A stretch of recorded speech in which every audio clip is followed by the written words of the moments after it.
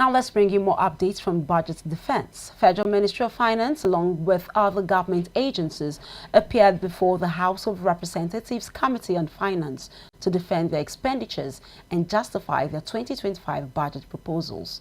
Permanent Secretary of the Ministry, Mrs. Lydia Jafia, speaking on behalf of the newly appointed Minister of State for Finance, Mrs. Doris Uzoka Anite, stated that the ministry fully utilized its 8.16 billion naira budget for 2024.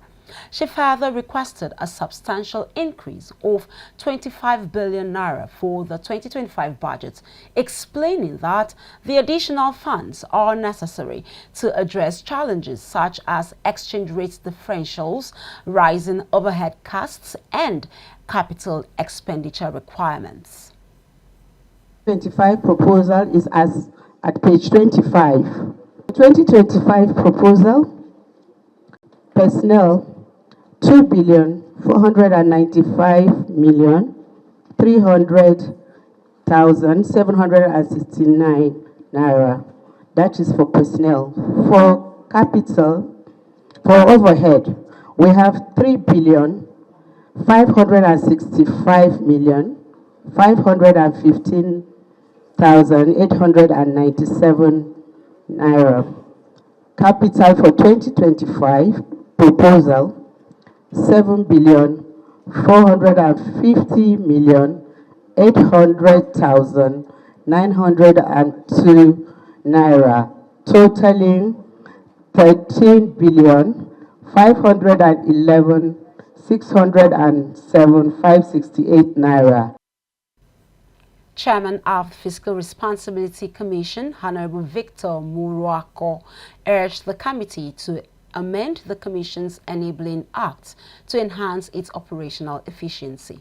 He also raised concerns about more than 50 offences on the Fiscal Responsibility Act that currently lack specified penalties. 25 proposal is as at page 25. The 2025 proposal, personnel 2,495,300,769 naira. That is for personnel. For capital, for overhead, we have 3,565,515,897 naira. Capital for 2025 proposal 7,450,800,902 naira, totaling 13,511,607,568 naira. The session, however, became heated when Acting Managing Director of Nigerian Bulk Electricity Trading revealed that 705 billion naira was allocated for electricity subsidies in 2025. This announcement sparked criticisms from lawmakers who questioned the increase from the 450 billion naira spent in 2024, especially given the rising electricity tariffs. Committee Chairman Honorable James Faleke also flagged a proposed 277 million naira welfare allocation in NBED's 2025 budget, promising to remove it. 2025 budget proposal for the Commission. We make haste to repeat that whatever we have here is based on the budget, the envelope given to us. And we further say that it's insufficient for the Commission to continue to achieve our mandate under the Fiscal Responsibility Act. The Commission, based on is proposing an estimated, we are optimistic that if we are supported and better funded, we can achieve a lot more for the CRF. On pages 16 to 19 are the breakdowns of the Commission's 2025 appropriation bill, already forwarded to the Budget Office of the Federation. Summary of the appropriation estimate is on page 16.